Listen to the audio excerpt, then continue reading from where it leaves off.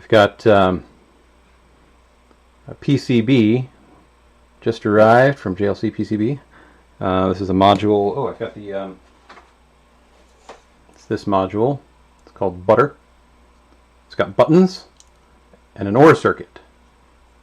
It's got triggers or gates go in here, and then these switches you can route either input to either output, and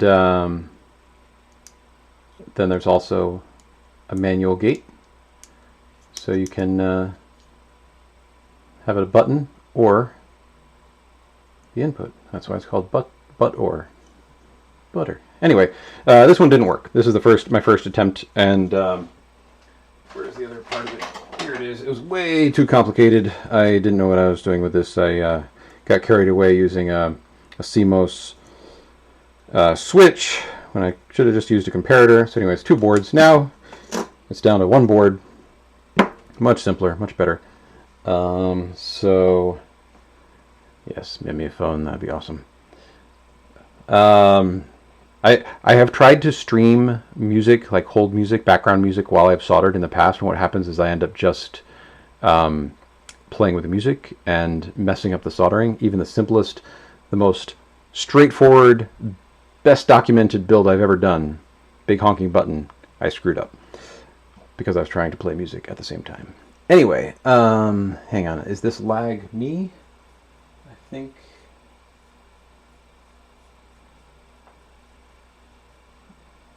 see. Sorry, my my YouTube has been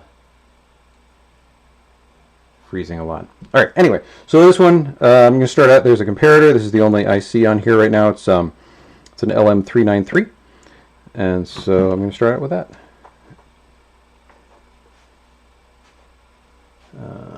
Let's see. I just organized everything today, so of course I can't find things. A little flux all over the board here. So usually what I do with any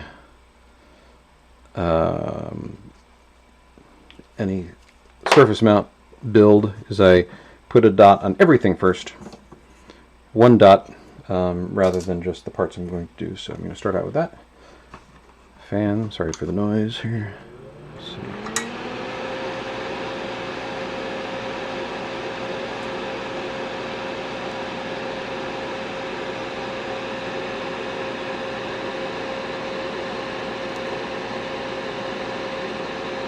Is this the right? Yep, it's the 6040.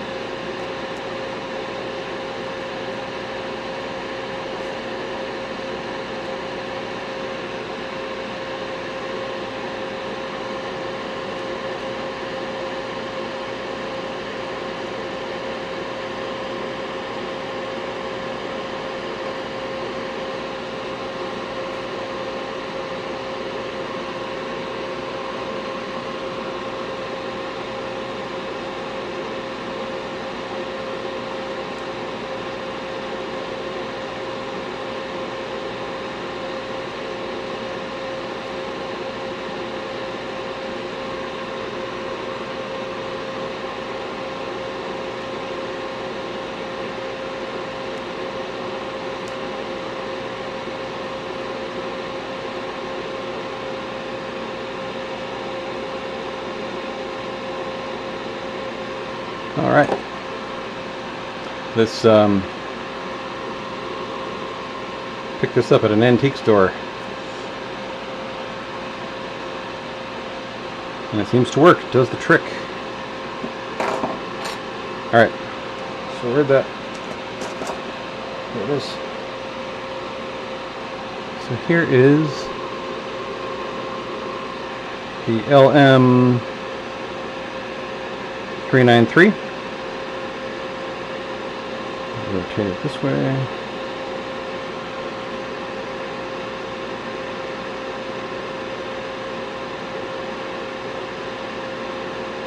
Yeah, we used to have soldering streams semi-regularly, and it has been a while. All right, that's on there. What's this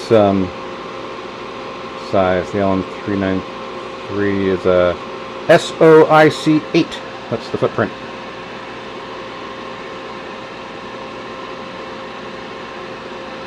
Soik. Soik. Alright. That side tack down.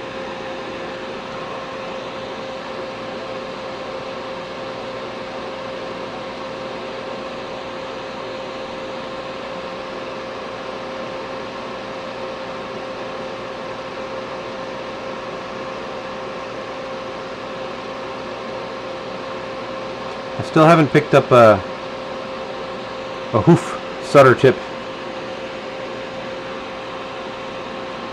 No.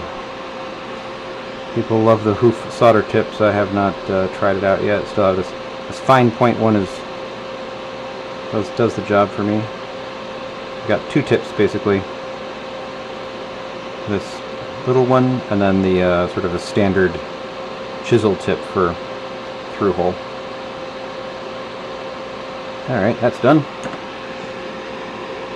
What next? I've got my bill of materials printed out here. So, cross off that one, the IC. What's next? Guess I'll do resistors.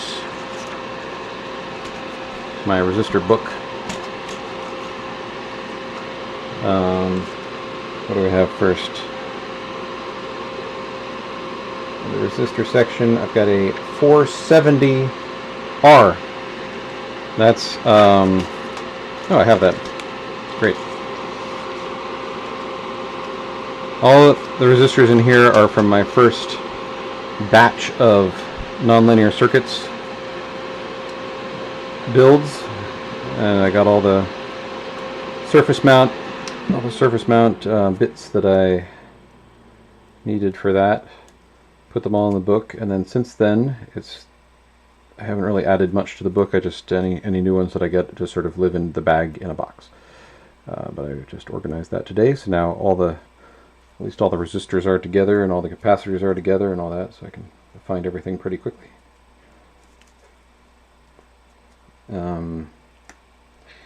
I need to find a better way to open these things. Sometimes you get lucky and they just open up, sometimes not. Anyway, how many of these do I need? 2.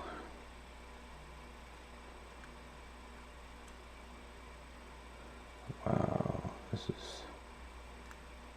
is what takes the longest time. Finding things, okay.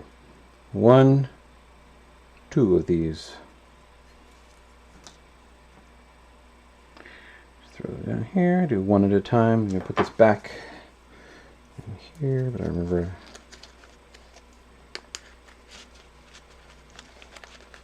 what it is. Alright, tweezers.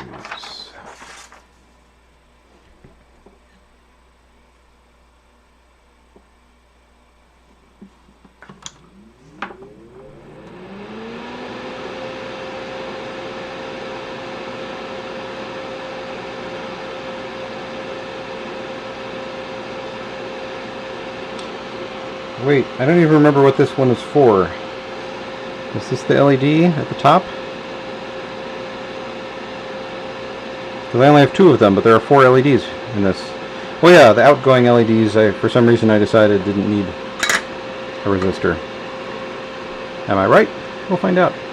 Okay. I'm gonna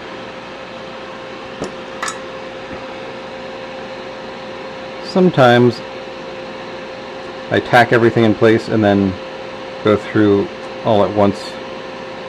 Usually I go one value at a time just so I don't lose track of what's been done yet. Okay, the 470R is done. What's next is a single 4.7K at R10. Where's that? There. And I've got one in the book.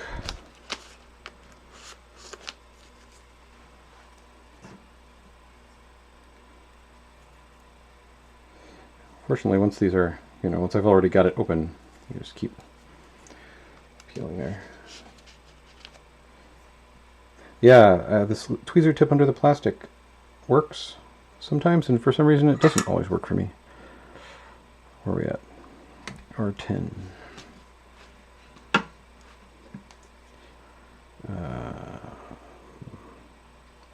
There.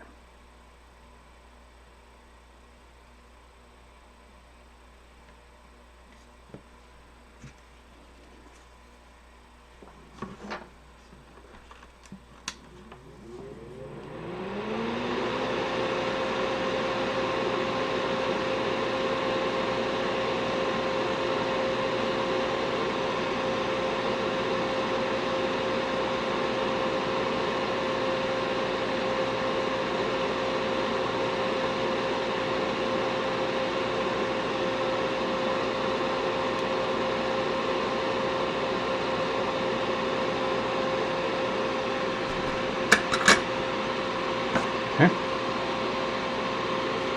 Oh yeah, with these sample books here, the key is also you need the wide ones in the back for the ICs. I didn't get those pages at first, just the narrow ones, but that was good. Okay, what's next? We got 4.7, there's one of those. And now 1K, there are 6 1Ks.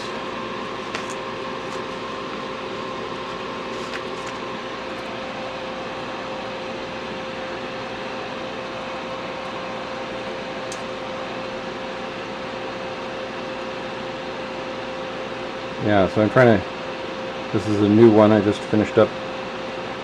Sometimes I get it under the paper, not the plastic part. That time I got, I think just the plastic. 1, 2, 3, 4, 5, 6.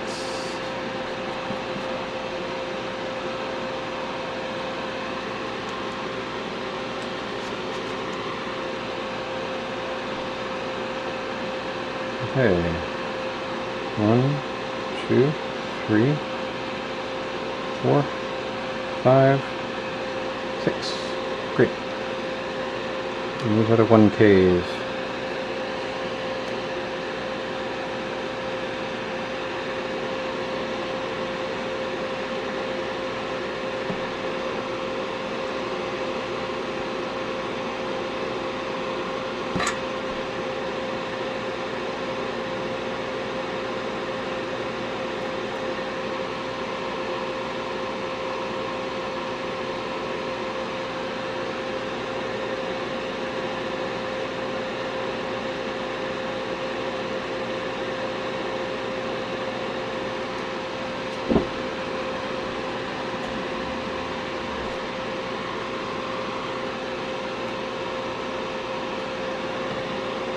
I'm a little far from my the desk lower than I forgot to raise the desk up.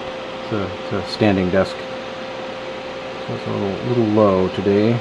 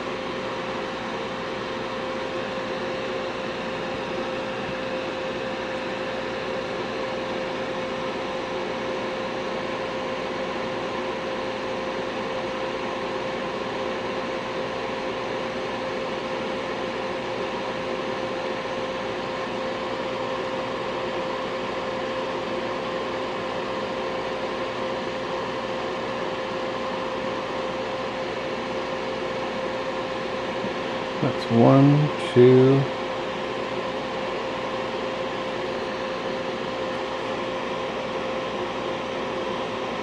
3,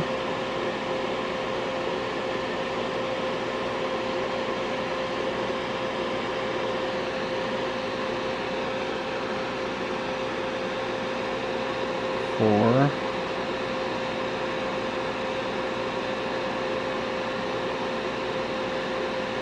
5, 6.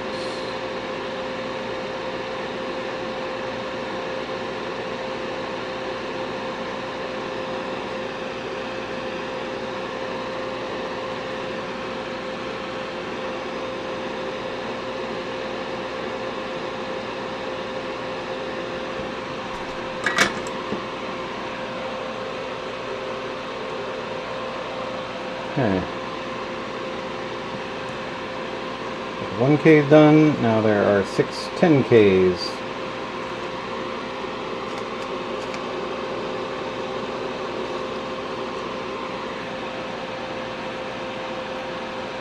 Okay, let's finish this one up too, so.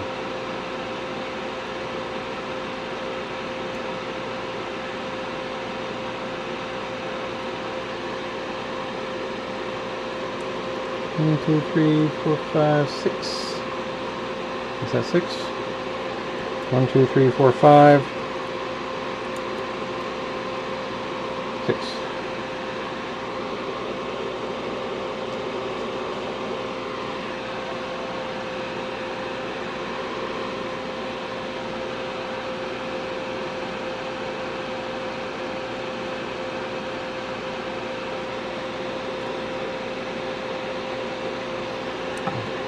Oops. Uh-oh. Just lost one. Here it is. Good. Rarely do they go flying that far, but sometimes.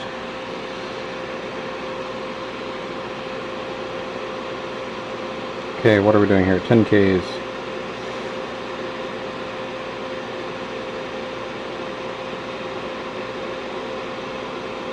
Where are they? They're all down here. 1, 2, 3, 4, 5. Right, 1, 2, 3, 4, 5, 6. They're all at the bottom. Great.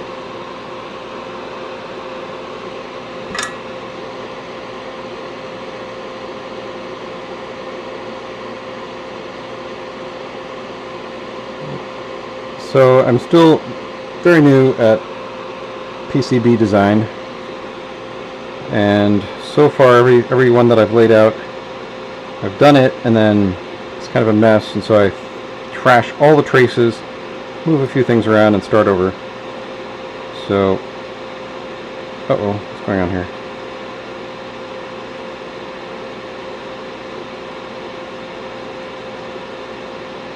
This solder here is acting like the other stuff, the not 6040 for some reason today. I tried that. It solidifies faster. I don't like it as much.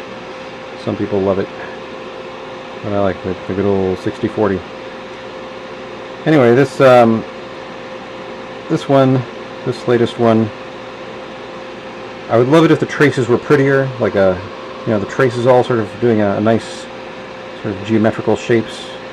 Quite pleasing, but still working on my trace layout artistry. This one's okay. It's not great, but hopefully it works. That's the key thing.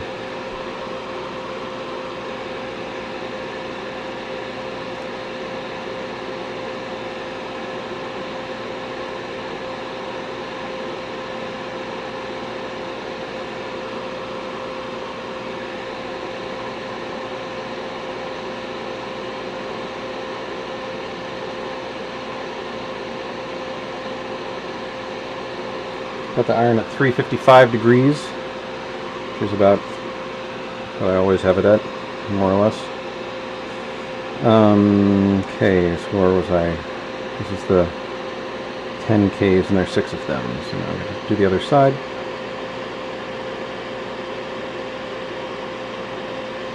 Maybe it needs more flux. Let's try that.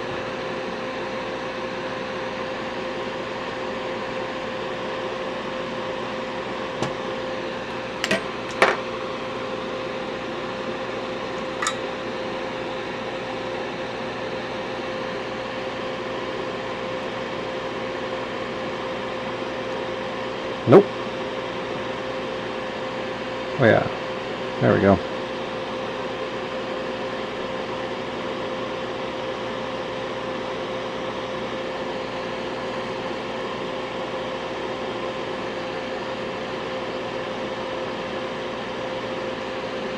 So we got 1, 2,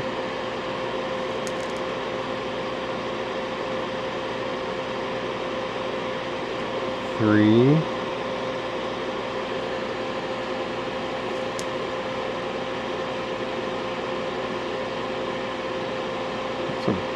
'beady little bit of solder, little blob. Okay. 1, 2, 1, 2, 3, 4, 5,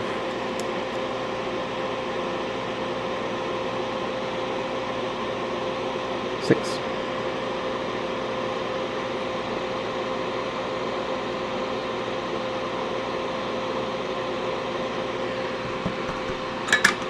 All right. And there's one 100K resistor.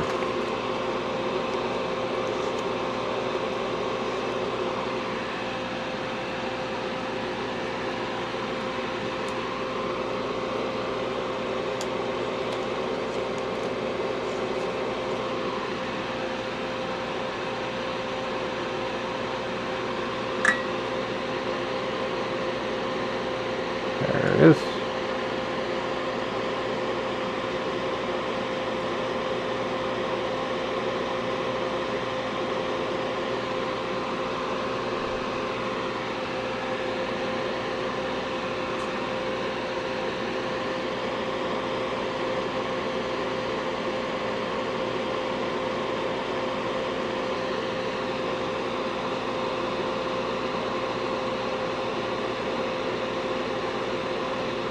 Crashing into the camera here.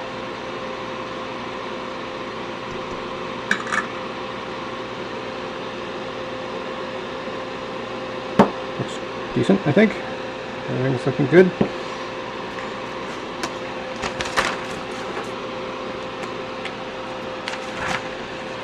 Okay, that's all the resistors. Next, got some capacitors.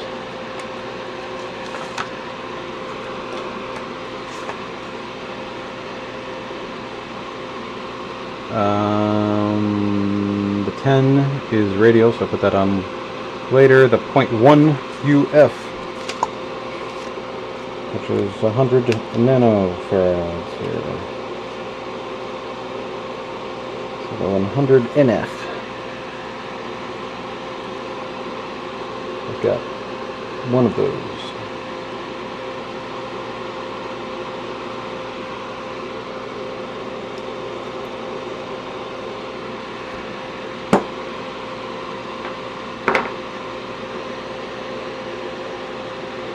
And that's just a decoupling capacitor for the comparator IC.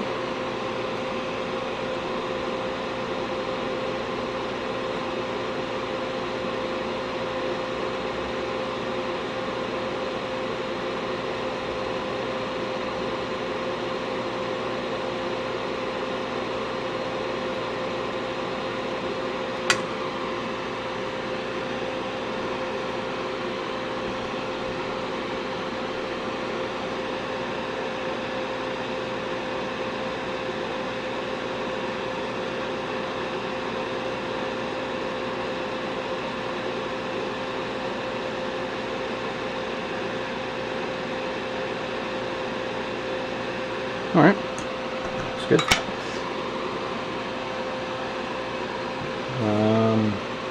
Okay, I've got two 330 NF.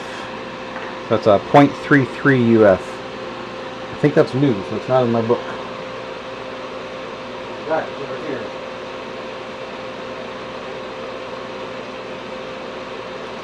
That just came today. Now this one here is, oh, it came in a clear. How about that? This one is it's basically a part of a slew, kind of very slight lag circuit on the buttons to try to get rid of any sort of to debounce it. If that's it, I don't know if that's going to be an issue or not, but could be. So anyway, these values, I was playing around in Falstad. I haven't tried it out in the real world, so who knows. But originally I had a 0.1 UF for that, and I thought, it doesn't matter. This one doesn't have to. When it goes on, it doesn't have to be exactly the split second. I mean, I guess it would be nice if it was, but anyway, it should be fast enough, I think. If not, I'll switch it out.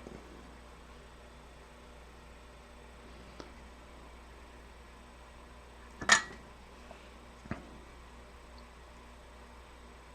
was reading a lot about debouncing techniques, both software and hardware, but mainly hardware for this.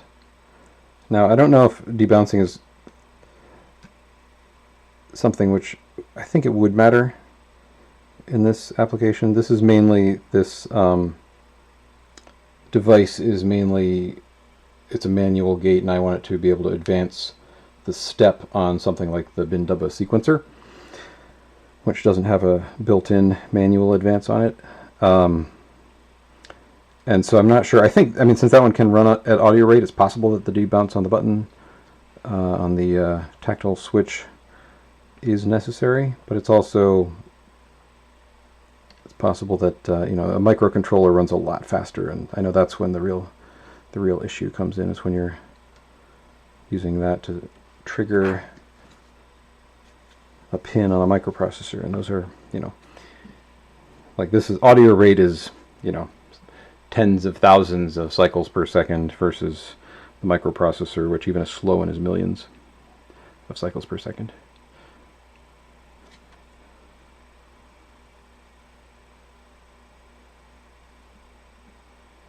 Wait, am I right? No, kilohertz. That's still only... I'm totally wrong about that.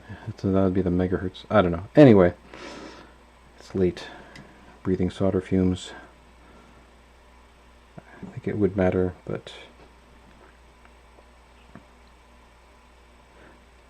regardless, even if I wasn't debouncing it for debounce sake, I still have this here just for smoothing, just for any sort of,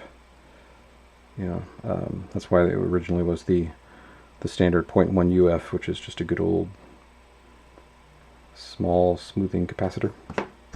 All right, that's in place. This is all, of course, to inspire confidence in anyone who might want to put one of these together. Say, yes, this is well designed with both confidence and guesswork.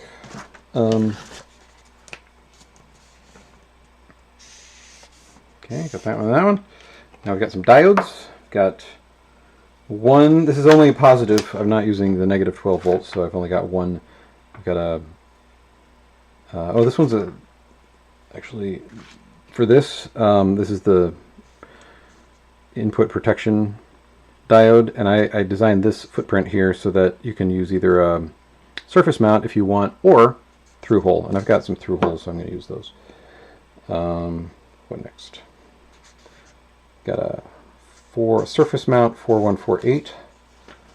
That just came in today.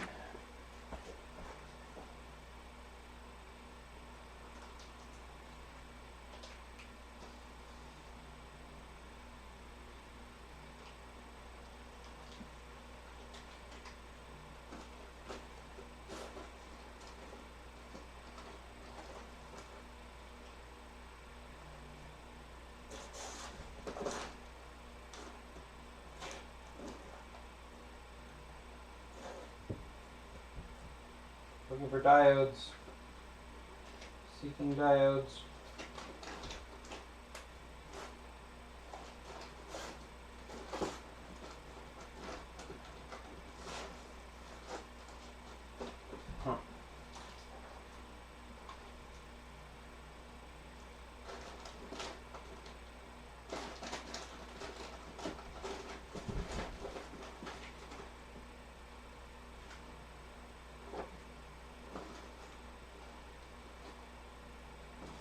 Okay, back.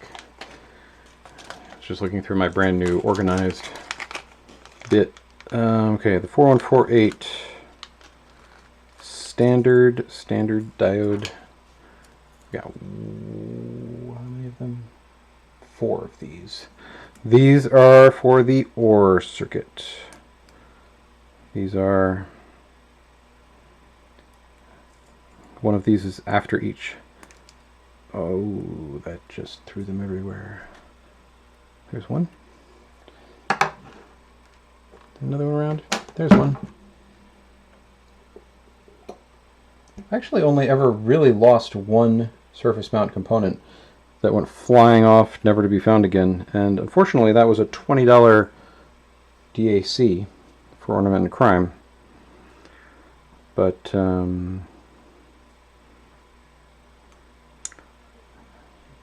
that build had some other issues. That was a difficult. That DAC is hard to solder by hand. Took me 3 tries. I killed that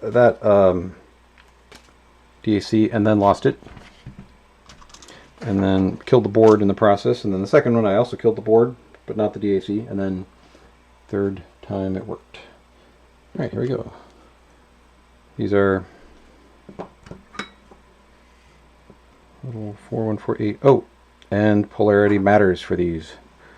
Need to remember that. So you can see a tiny little gray line on that. Here they are, the first 2. Turn this on.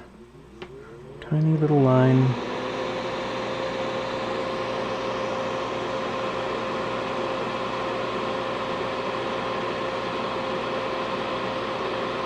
Just confirming that that is in fact the line.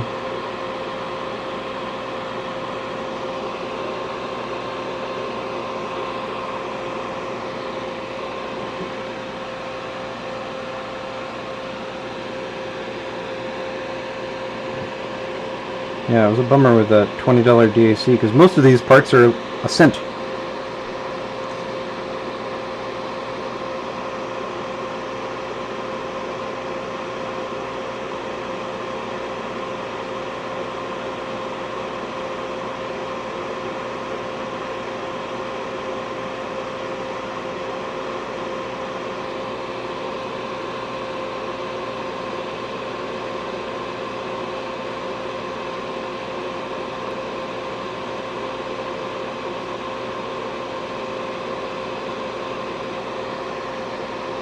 Okay, so there are 4.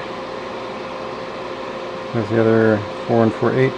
There are 4 bits on this module that send. Oh, I just put that on backwards because this one's aiming the other direction. That create voltage. 4 things that create voltage. 2 buttons and 2 inputs. And so these are. Each of these diodes will prevent the voltage coming from one to flow into any of the others, creating problems and or damage.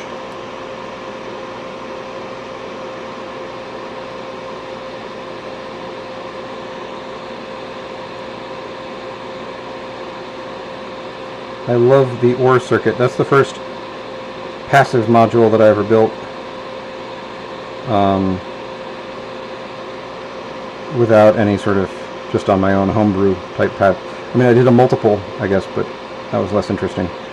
But I'm not sure. Hang on, is it lying around here?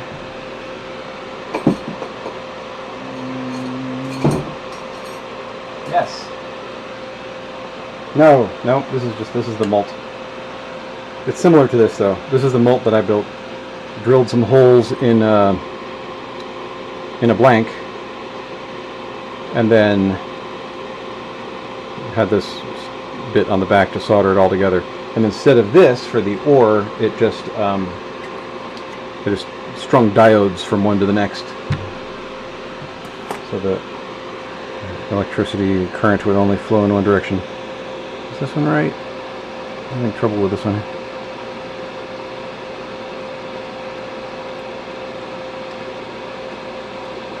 sliding around.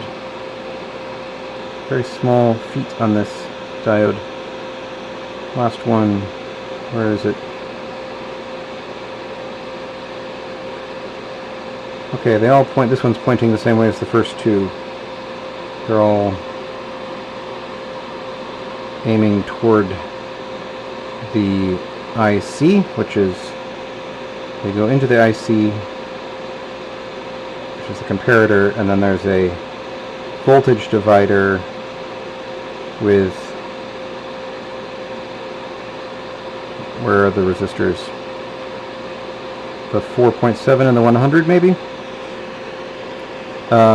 Yeah, I think that's the voltage divider, so it's basically around, I don't know if that's right, but it's around a little under 1 volt, which is the threshold above which the comparator will go high.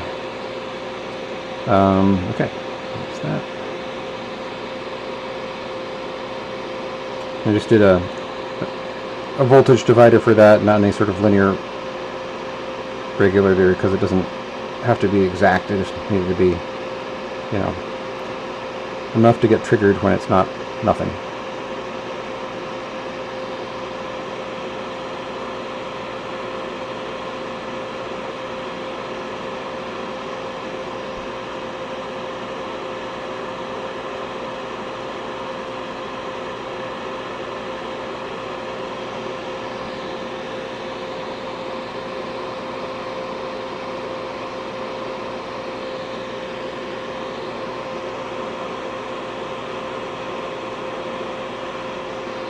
Okay.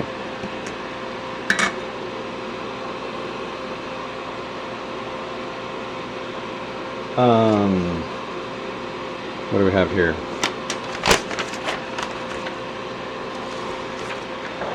Hello again. If anyone wants to play music, I would love to listen to music instead of talking about soldering. But if you're enjoying the soldering, I'm glad to have you here.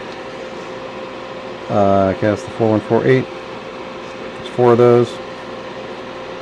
I think that's it for the surface mount. Let me double check. Where'd it go? Where'd that? Okay. Oh yeah, that's optional. Yeah, that's it for surface mount. This is, the parts count is way down on this from my first version, which was way too complicated. That, I mean, the parts count alone should have told me that it was too many parts, or a bad design rather.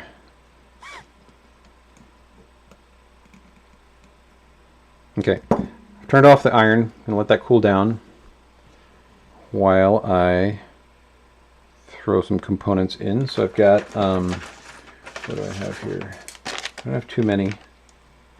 In fact, what do I only have, like 2 things with leads, and then the rest are hardware. So this is a 1N5817. It's a Schottky, is that how you Schottky diode. So that's a barrier protection diode, which is for preventing damage if you plug this in backwards. So this is going from positive 12 volts on the power input, and it goes in that direction. And this, again, this footprint here I made so that if I had a surface mount, an 805 5817 diode, I could use that, but they were not available. Tata does not sell them, so that's why I did. Basically, I wanted to do it so that you could get everything from Tata if possible. Do you say Tata or Tata? From Thailand, so maybe Tata.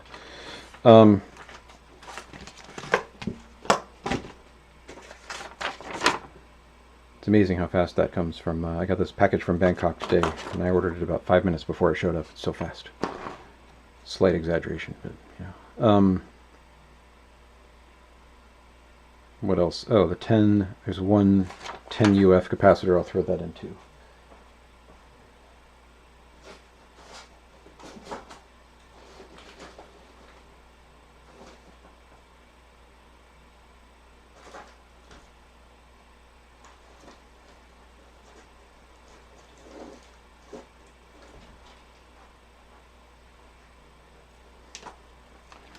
Okay, this is a 10 UF 25 volt radial capacitor.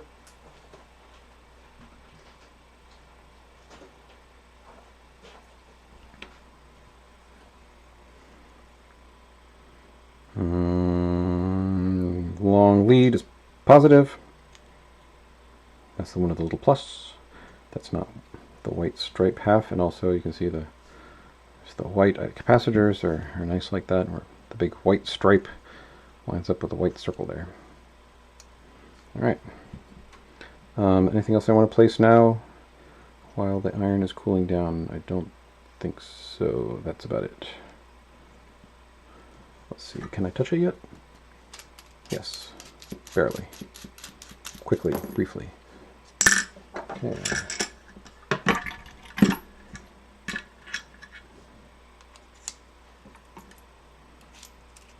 Standard chisel tip.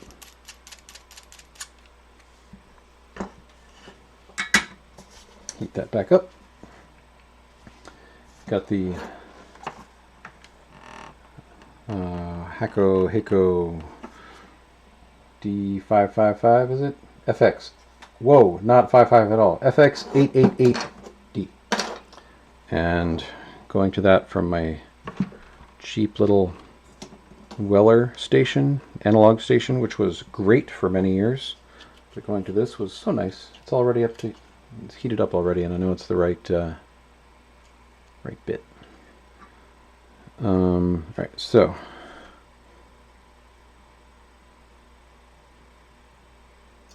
oh yeah, gotta turn the fan on for this.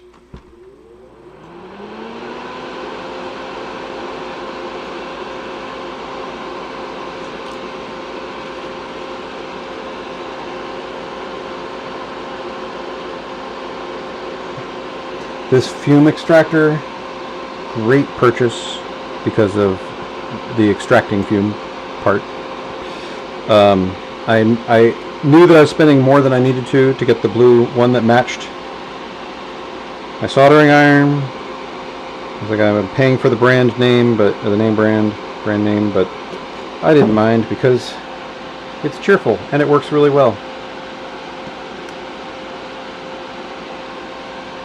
And I only recently realized that I had never changed the filter, so I just got some more filters, and it did make a difference.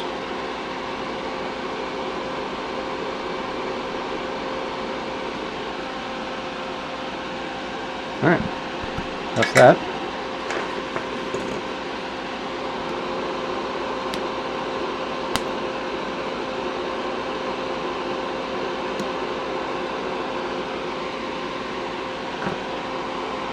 Next, we'll throw in the last thing on this side, which is the power.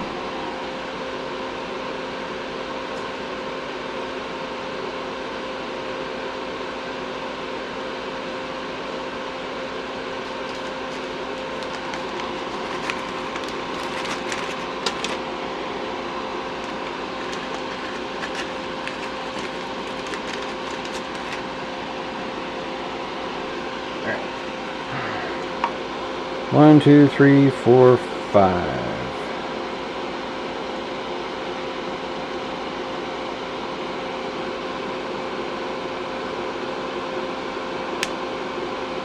Nope, that was 6.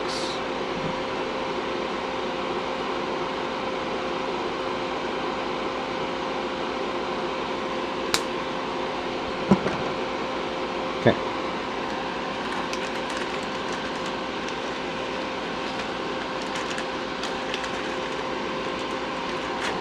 Previous version had, I used a shrouded header, but I wanted to fit everything onto one board, so. Is that capacitor in a dumb place for, yeah, maybe next time I'll put it not right to the side of it, but it should work.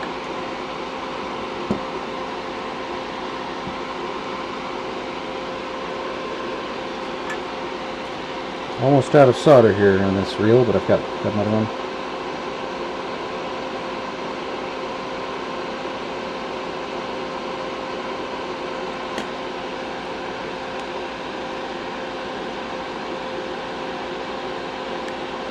Ouch. That always hurts. Push this down and reflow to get a snug fit, and of course all the heat goes through. Ah, good night. Good night. Out in the Midwest. I will, it's coming along. Should be done pretty soon with this, I think.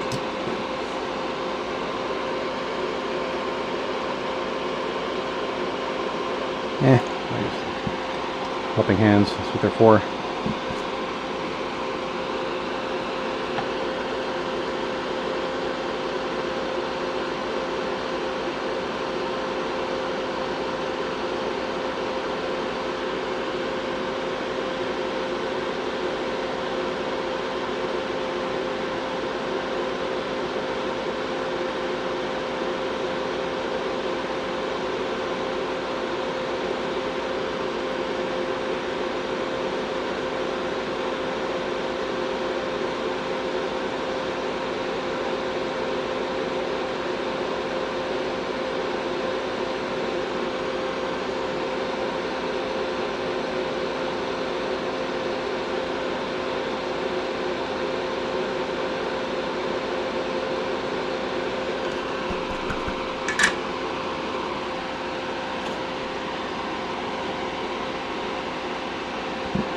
Okay.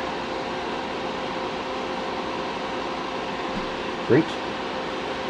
Now I'm onto these bits. So what do I have? I've got 4 jacks.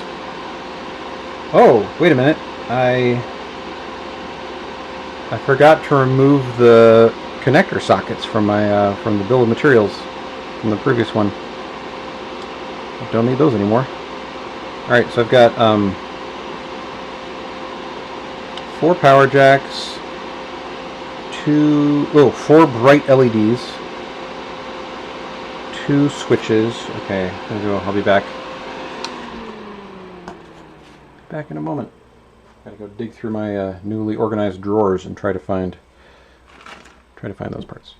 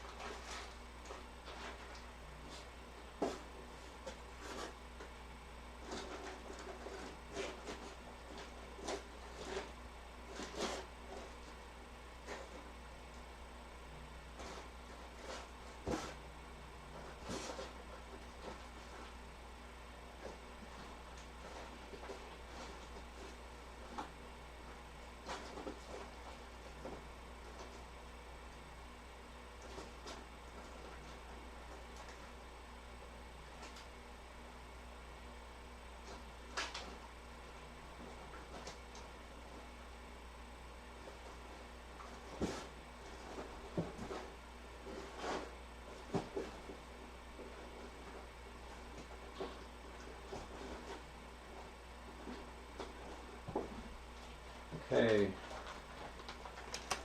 Back. Oh, switches. What do I need? It's an on-off-on mini.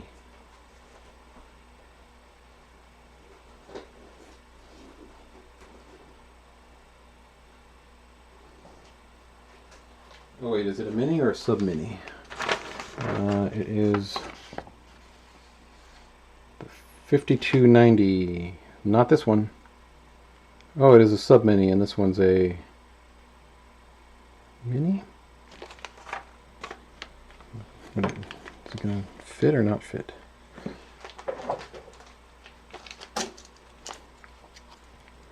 It looks like the right one.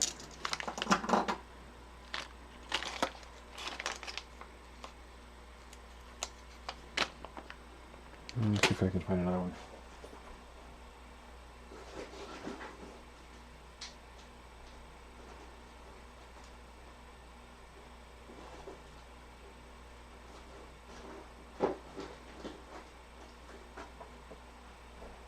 No, I don't see another one, but this is it's an on, off, on, and it fits, then it'll do fine.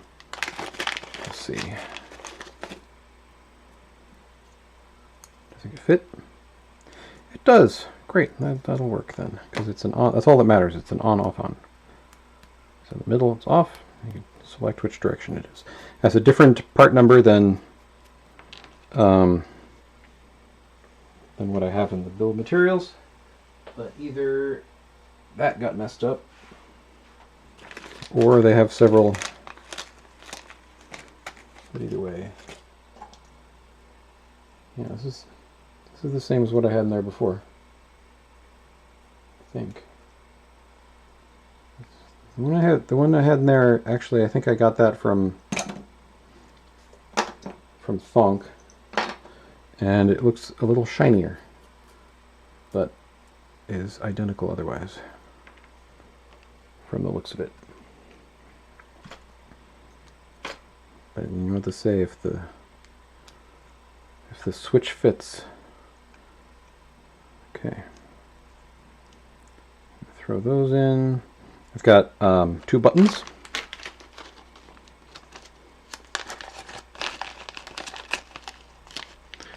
Wait, you say, is up and down off and middle on? No, this is... Oh, that's a good question. No, it's middle is off, and this one that I have is on, off, on. So left and right is on, which is what I want. As long as... And it is different. It's not the same onness. I think it does root it one way or the other. Because it's a single point double throw. Single pull double throw. So the double throw would be going one of 2 ways. That's the SPDT, single pull double throw. Now this, I for the button, normally you'd have, there's like a flat button and you can put a little top on it, but I found these really long ones. So it's got it built in, the 11 millimeter top on this little toggle tactile switch. That's the name of it. Okay, that just bent that out of shape.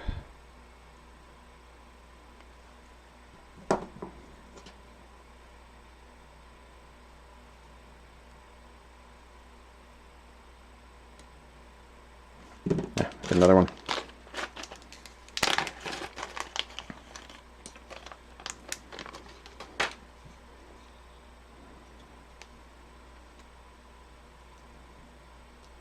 Okay, that fits, and that fits. Now we have 4 really bright LEDs. The way that this module works, wait, are these 5 millimeter? It doesn't matter really, but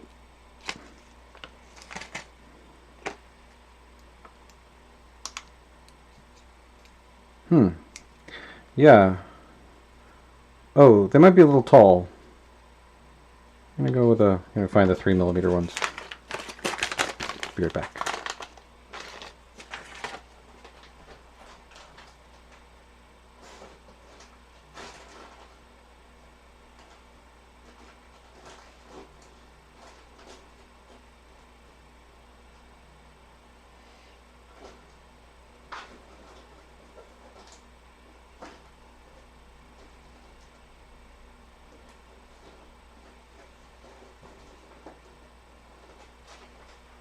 There we go.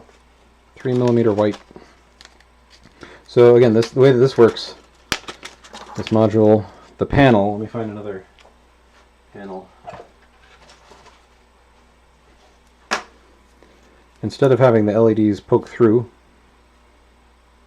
the panel, these panels are just PCB material, and so they don't have this solder mask on the front or the back or a copper layer at this point, so it's translucent, and so you can see the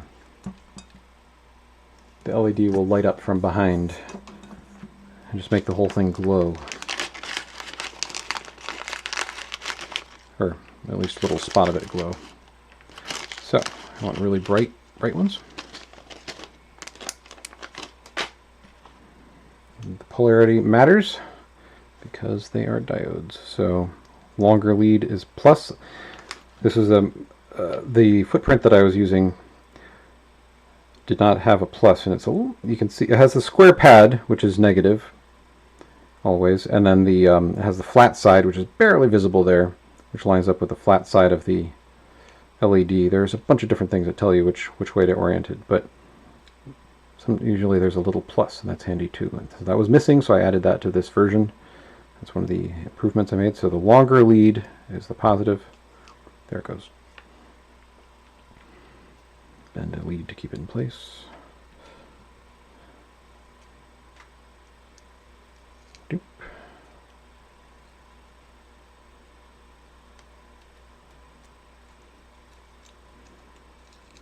Okay.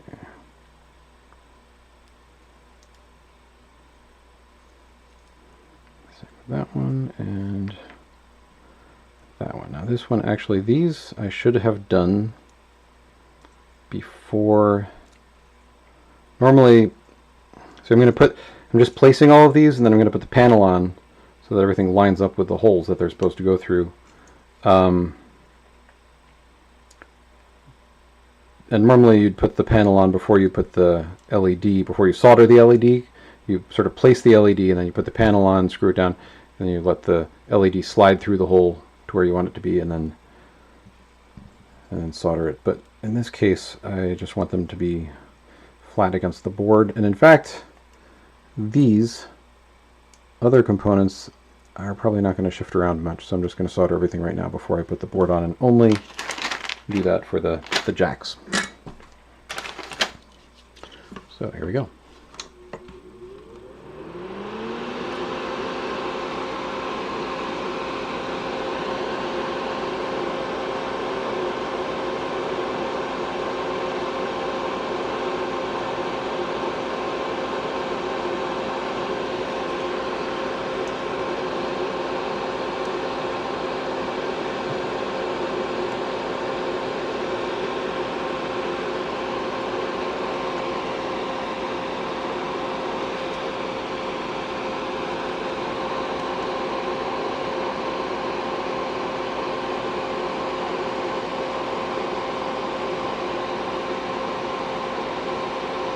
Wow, I was at the end of this spool of solder, and it's lasting longer than I thought it would.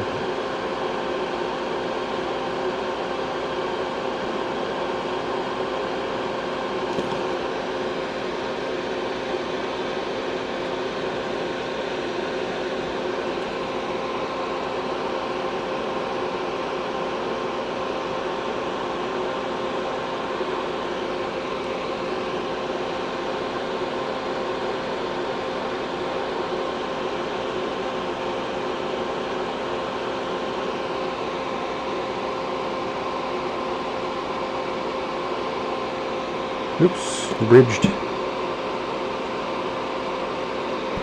That is a big blob of solder.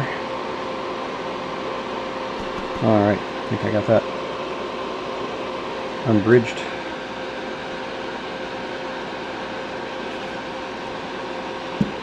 I'll check that one.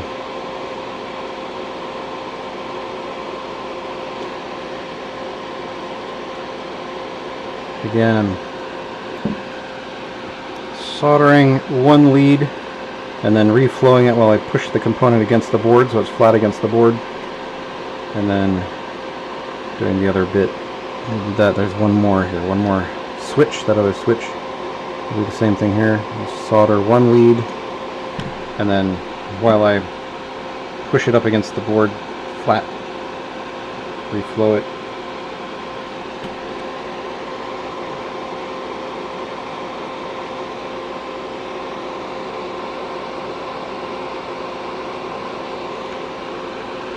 Okay, got all those.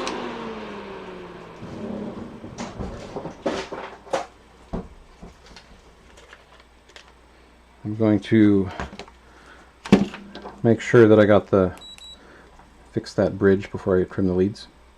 Yep, all good. those are not bridged. I was just tapping the two probes accidentally. Kind of looks good. Oh, those are connected anyway, so that's fine. Okay. All right.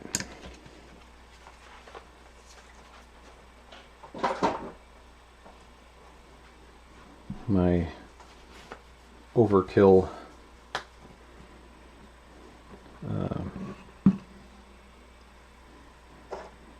what's that thing called? Multimeter. Way more multimeter than I need, but my old one was unreliable, cheap, old. Decided overkill. Alright, now got jacks. These are just the cheap Tata ones. Tata ones.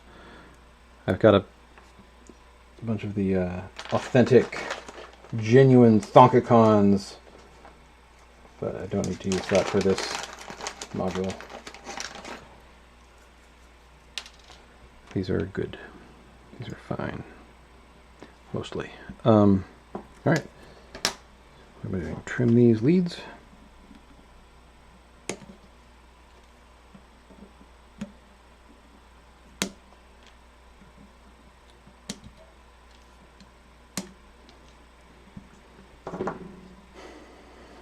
How does that look? Good. Great, so all that's left are these.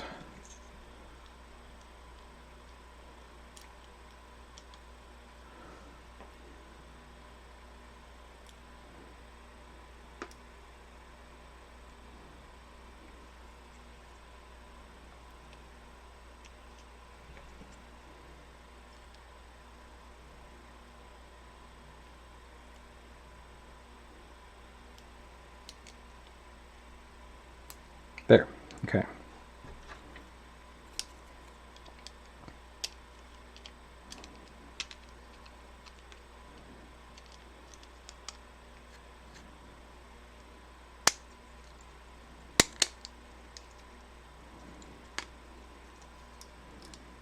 There we go.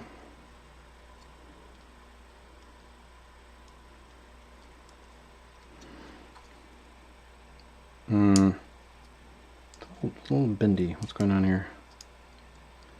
Oh yeah, I've designed the panel before I ordered these funny tactile switches with a really long button, so the hole's a little bigger than it needs to be, but that's fine.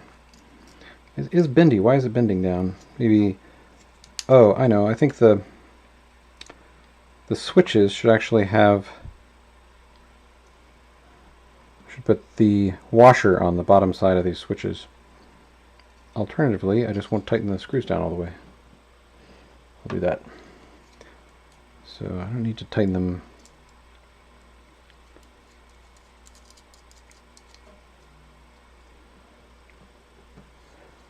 Normally I'd solder them before this. I'd hold everything together with a rubber band, but because these are now actually already soldered, I can just use them instead of the rubber band. I had one rubber band that came with the big honking button, Winter Bloom, that I just, for somehow, miraculously, that one rubber band lasted for a really long time on a bunch of different builds.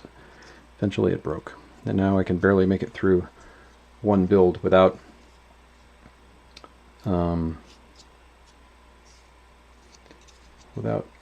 breaking a rubber band. I guess Winter Bloom uses high quality rubber bands. Alright, I'm gonna put the screws on those, or the washers, nuts. A nut is the word I was looking for. Got my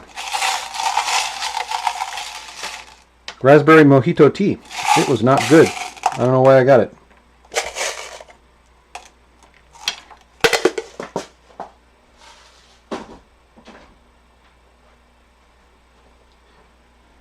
It's like, you know, if you're ordering components and you're like, well, I only have about a few dollars worth of components, but shipping is going to be a lot. Maybe I'll just order a few more components. It's like that with this. It's hard to find Lapsang Souchong tea, which is my favorite. So I ordered it online. I'm like, I'm already paying for shipping. I better get another tea. Raspberry mojito. That seems like a good idea. I don't know what. Overkill enough to calibrate ornament of crime. To be honest, I think it's exactly the same as my cheap multimeter, except if I drop it, it won't break. And it has the word FLIR on it, which is, they charge for that. That's like the professional infrared cameras, FLIR.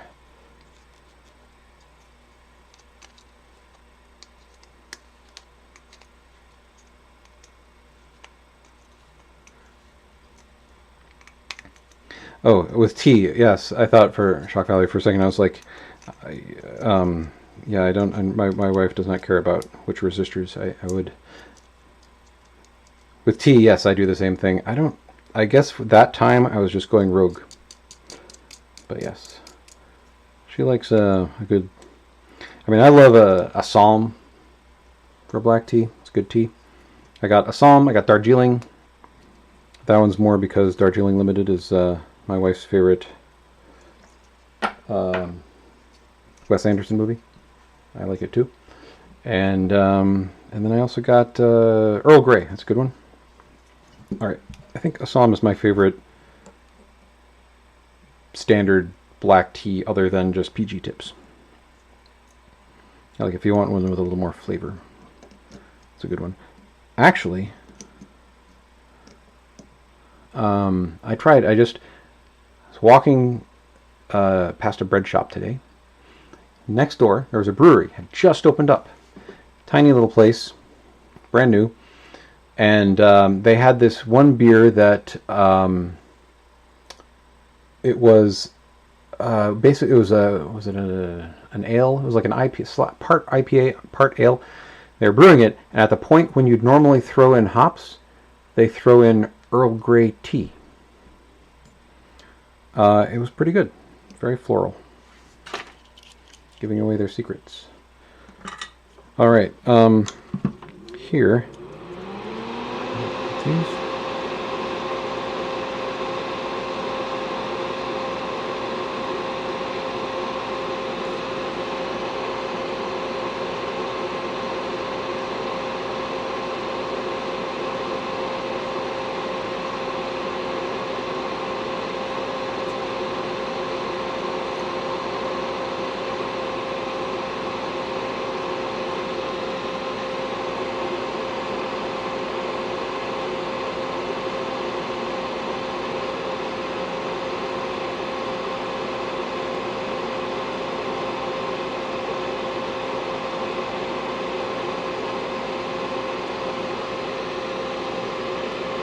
Oh, I forgot to solder the tactile switch here, the buttons.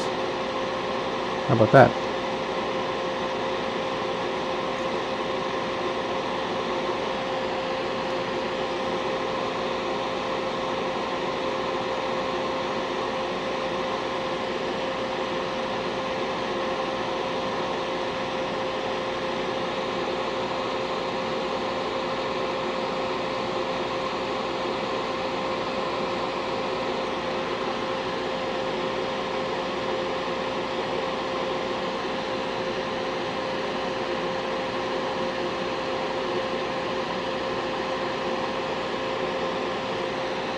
Oh, that's it. That's it for the solder on this spool. Will it be enough to do one more jack?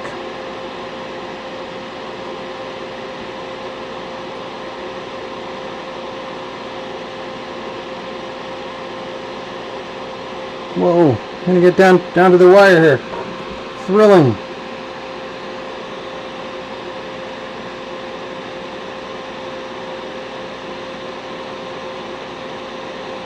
How about that?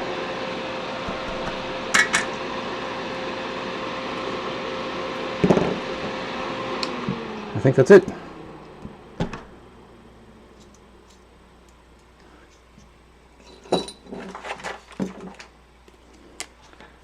This one's version Butter version 2.0, serial number 1.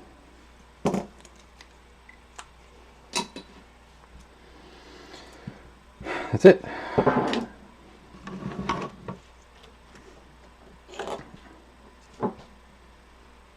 Okay, turn this iron off. Remove that.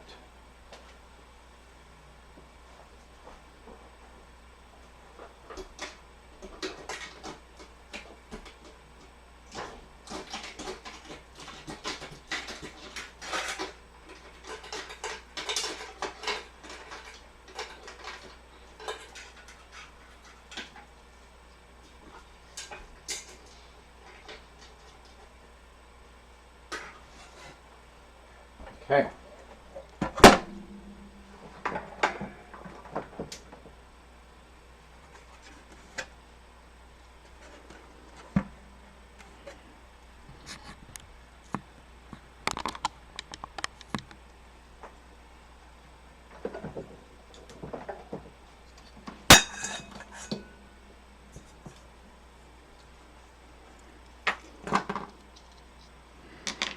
Okay, attach. Got a clock here, got a pan.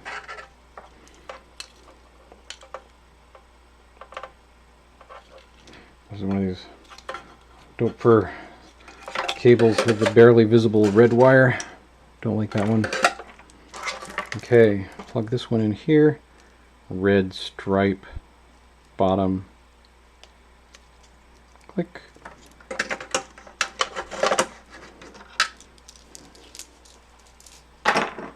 Get some power here.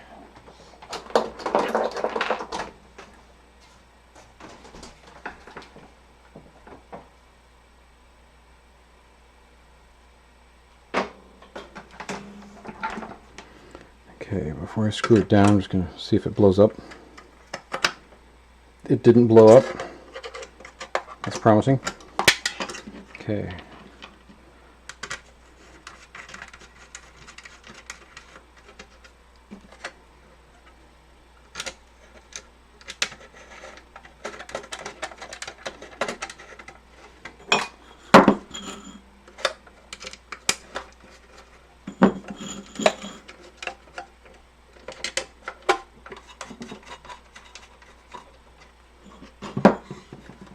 Okay. Power.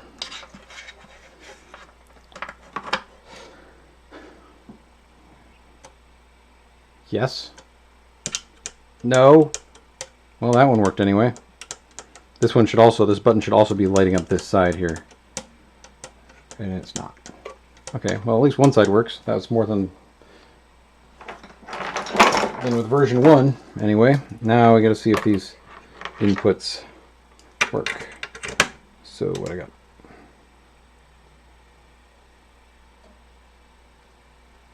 Okay, okay.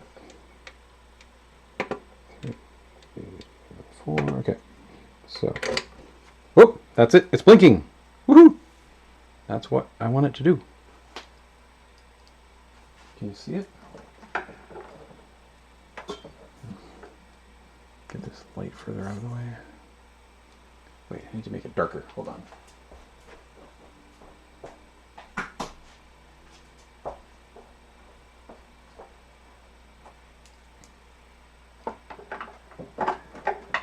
Even darker. Okay, that's fun. Now, the other side every fourth. Whoa, it worked! Great. Now, right now they're off, so I'm going to go to the left. Yep, that left output is blinking as it should. I'm going to turn that off again. So now I'm going to make the right output, which is doing every... Oh no. See, this coming in here should route to make that one blink whenever it goes. Oh, wait, no, sorry, that was the wrong one. That routes it. Yes. See, comes down here into that one. Dunk. Love it. Okay, now this side here is not blinking either way, so it could be the LED. or it could be the output. First, let's see if this works. This is going to be the X. Manual. Perfect! It's working! The debounce worked. And then I'm going to turn it on to there. So every 1. This is great. And then every 4th. Or I could just do a manual and it'll still go. Beautiful. Now, moment of truth. Is it the LED that's not working for this other side, or is it the whole right side of the circuit? So now I'm going to turn that on. Oh, that's working. Okay, great. Oh, and is the... Oh, and the manual advance is going too. So it's just the LED. The LED is the only thing that's not working. Why? I don't know. But that's great. That's not required. The blinking is fun, but it's not required. All right, so now stop Pam. I'm going to turn root that A side for every 1 beat, right side for every 4 beats.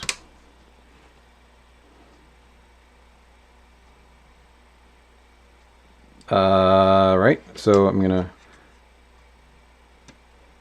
get this back up here.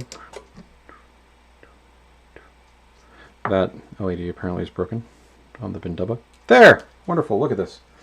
Now I'm gonna speed it up a bit.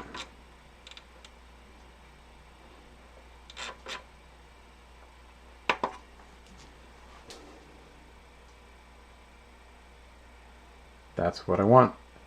And now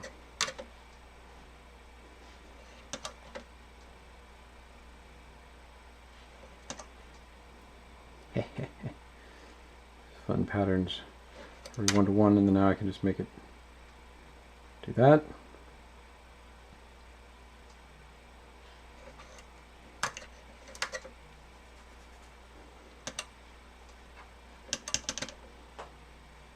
Great.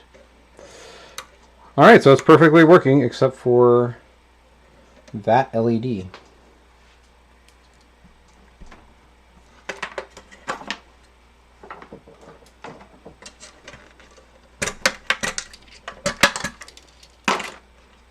I should take pictures before I break it all down, I guess.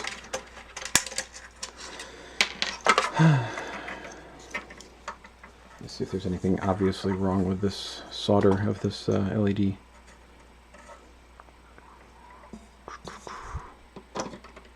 That looks good.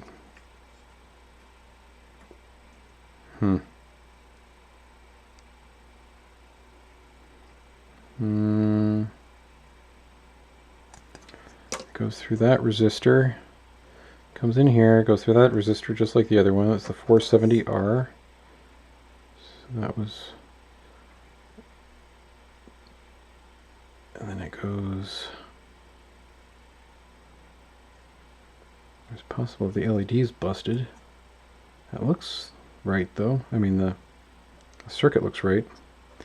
Maybe I'll try reflowing that one resistor. Anyway, don't have to do that on stream. I will end this here. Thanks for tuning in. Butter is a success. Next up, I've got the Atom module, which is analog to MIDI. It's got 6 trigger inputs, 9 CV inputs, MIDI out. And where's that jack? Oh, anyway, this goes under that, and then this goes under that, and this is the first populated board that I've ever had assembled, so I didn't have to do all these 100 or so little tiny little parts.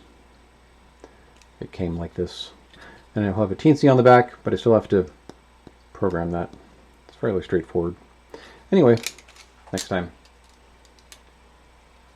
Good night.